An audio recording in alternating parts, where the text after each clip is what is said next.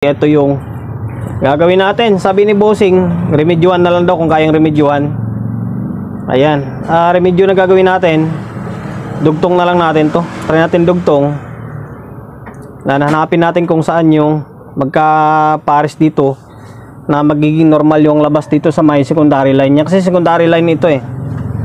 Ayan, ito yung padugtong natin. Saktong meron tayong number. Ito mga kwanto. Mas makapal yung dinugtong natin. Okay lang naman yan. Number 12 yata yung dinugtong natin. Bali, turbulence na CW13 ito. Tinakpan lang ng sticker ni Migo Makoy. Galing Pangasinan ito. Bali, yung owner nito ay siya rin yung may owner ng ginawa natin nung nakaraan na parang airstrike yata na 1.4 yun. Yan. Shoutout. Hindi, maraming salamat sa pagkakatiwala mo ng unit mo rito sa akin. Ang issue kaya dinala rito sa atin, putok yung fuse, wala siyang power. Ito yung kanyo, yung ceramic fuse. Open ito dito sa may easy line niya. Yan, open sa easy line. Ngayon pinalitan ko na yan kasi minsan kasi akala mo fuse lang. Walang power, fuse na lang. Ngayon pagpalit ko, ayaw mag-start dito. Ayaw mag-start. And then nag-check na rin ako eh. Pasensya na kayo medyo binibilisan ko lang yung video natin ngayon. Kaya tinanggal ko na ito, inangat ko na itong mga supply dito. Yan. It means hindi na gumagana ito. Bali transformer na lang. Ang medyo nakakalungkot, ganun pa rin. Ayaw talaga mag-start. Ngayon pakita ko sa inyo para mas maliwanagan kayo. Okay. O yan, mag-valve para safety. Ayan, naka-valve tayo. Ang startup nito ay hindi siya rocker, naka-tuck switch. Ayan o, kahit na anong on mo, hindi mag-on yan kasi may shorted. Hindi mag-on yan kasi meron siyang nasi-sensor na sa sagap na shorted. Tapos, ito nakaangat na, di ba? Dapat mag-on na yan kung may problema ito or dito. Dapat mag-on na yan kung goods yung transformer. Ayan, yan yung idea na may bibigay ko kagad sa inyo. Ngayon, tanggalin ko yung transformer. Ito, tatlong linya ito. Malamang 110 yung isa rito. Kaya lang tanggalin ko. Kahit dalawa lang. O yan, tinanggal na natin. Ayan, papuntang transformer yan Okay. Mag-i-start na ito. Diba? Nag-start na siya Diba? Nag-i-start na siya. It means sira yung transformer. Sira. And then meron ako nakita dyan Yan parang nangitim Yan, medyo nangitim. Indikasyon na parang may sunog. Ngayon, balik natin ito. Naka-on pala. Balik ko ito.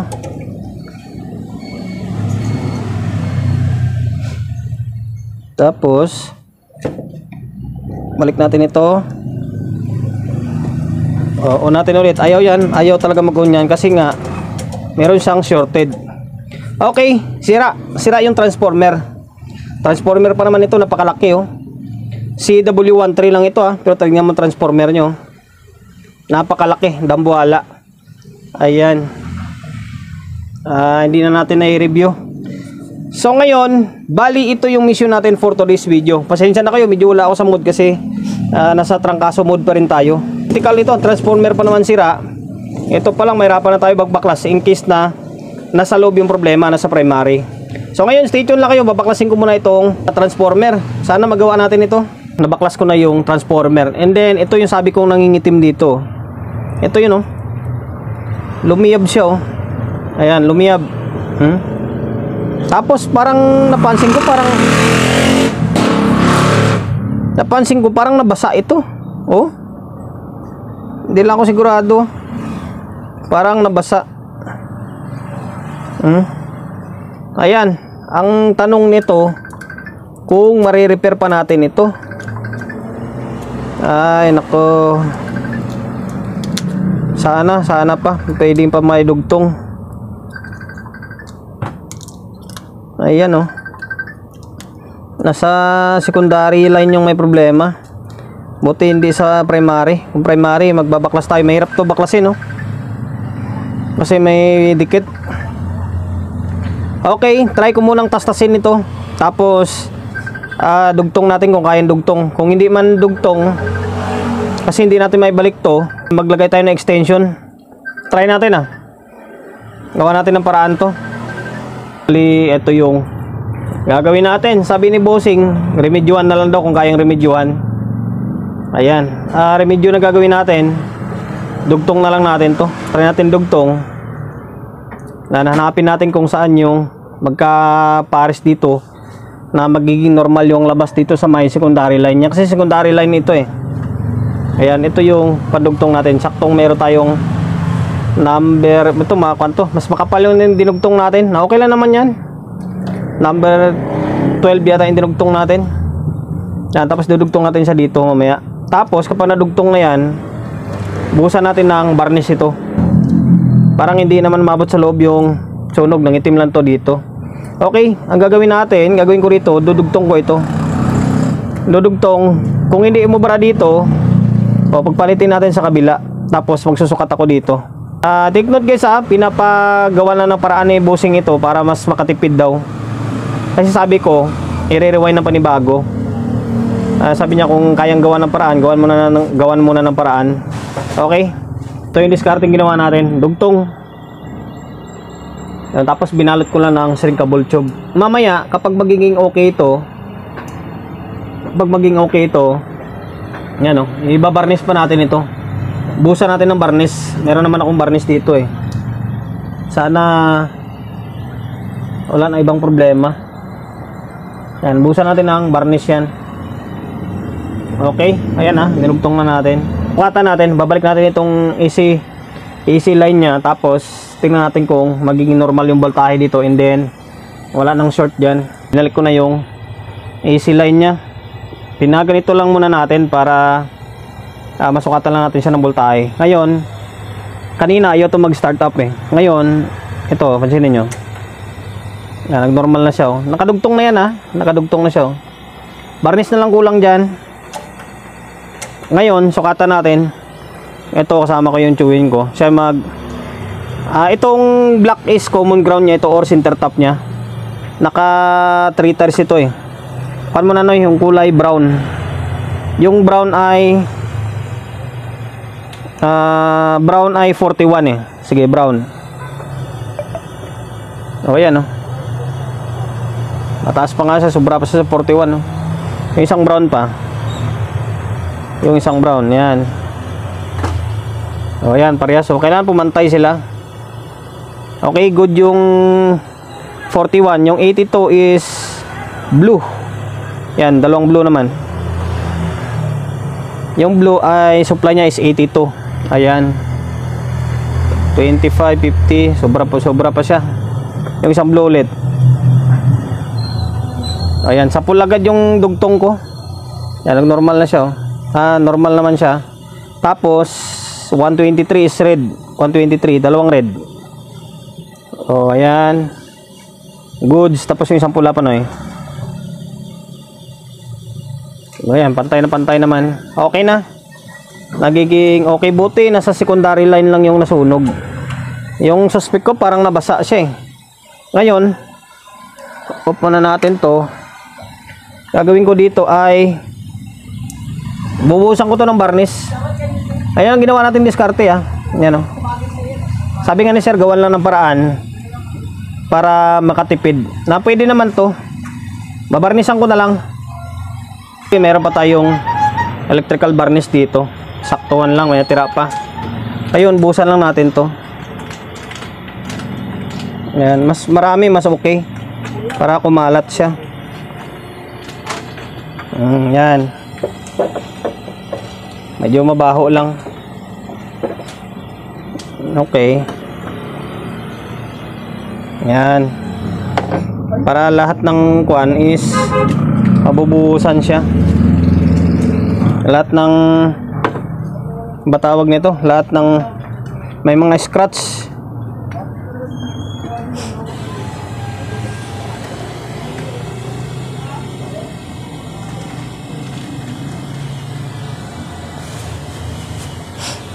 Yan, okay. Ngayon, papatuyuin ko lang muna ito. Papatuyuin ko ito. Tapos, salpak natin ng maayos. Tapos, testing tayo. Tingnan natin kung may problema pa. Sana wala nang ibang problema. Sana dito lang. Naibalik ko na yung transformer. Ngayon yung repair natin. Naibalik na natin dito yung supply. Okay. Ngayon, naka-plug in pa rin yan doon. Natin kung ano mangyari yan. Ayan, working na siya.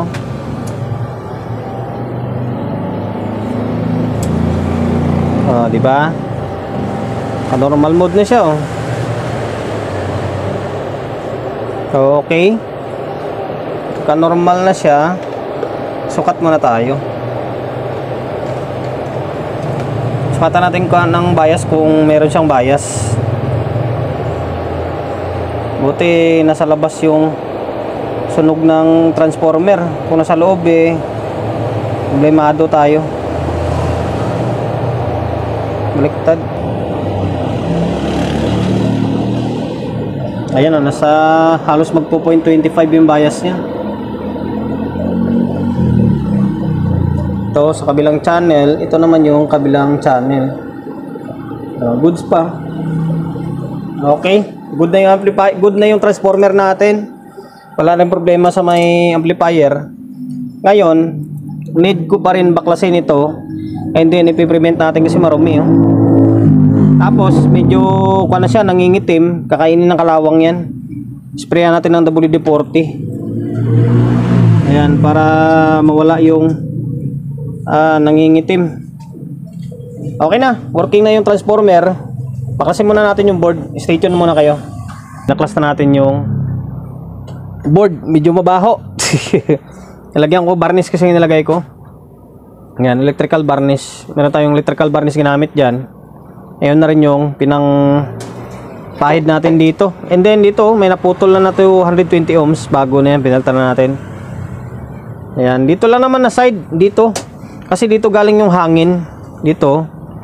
Kaya yung alikabok, bumabangga dito. Kaya naipon. Kaya dito yung medyo nangingitim. Dito naman, wala. Goods naman dito. Ayan. Okay na, malinis na ito. Kulang na lang ay babalik ito. Tapos ito, linisan natin to. Ayan. Yung marumi pa. Ayan, konting buga na lang ng compressor yan. Tapos audio test na tayo. Okay, sana may audio siya. Matagal na rin siguro yung unit na ito. Kaya nagkaganito din. Kumbaga boundary na. Balik na natin yung dalawang board. Okay, para ma-audio test natin. Malinis na yung board. Ngayon, naglagay na ako ng speaker. May nakakabit na speaker ito. Tapos audio input, nakakabit na. Naka-stereo mode tayo. Ayan. Audio source natin na itong cellphone ng chewin ko. Okay.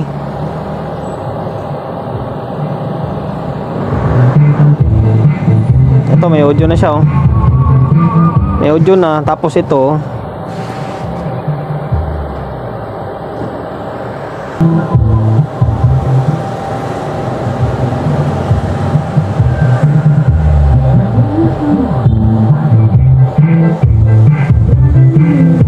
working naman.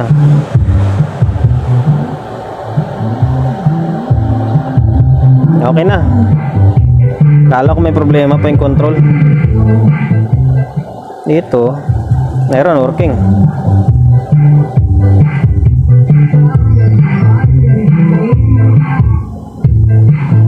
Ayan na, working na. Okay na, bali epektibo yung ginawa natin na pagre-repair dun sa may transformer. Maswerte tayo, ang sira is na sa bungad lang. Ang mahirap kung nasira is yung primary. Pag primary to, talagang sisirain mo itong buo. Kasi kailangan mo itong kalkalin, no? Buti na sa bungad lang. Yun lang yung tip na maturo ko sa inyo. Marami na akong nagawa na ganito. Nadugtong lang. Basta marunong lang kayo magdugtong, walang problema yun. Okay, sa ngayon, so, naka 110 pa tayo eh. 220 natin para masabi talagang good na. Bahala na.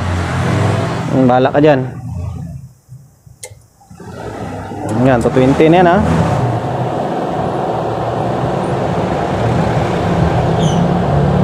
Kato 20 na tayo Ayun, ni-repair natin, no? Okay. Ayan. Okay na. Malinis na rin ito kahit pa paano.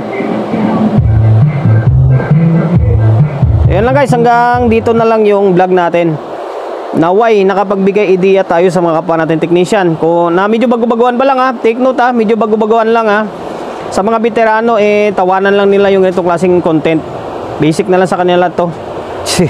Kung paano mag-repair ng tawag ito ng transformer ng power amplifier na kung hindi man yung turbulence ibang amplifier basta yung sunog yung transformer. Yan lang, dugtong lang. Yan, kaysa magbaklas pa tayo ng buo. Pwede yan, di mo na kailangan i-rewind, idudugtong mo lang, basta marunong lang kayo magdugtong. Okay?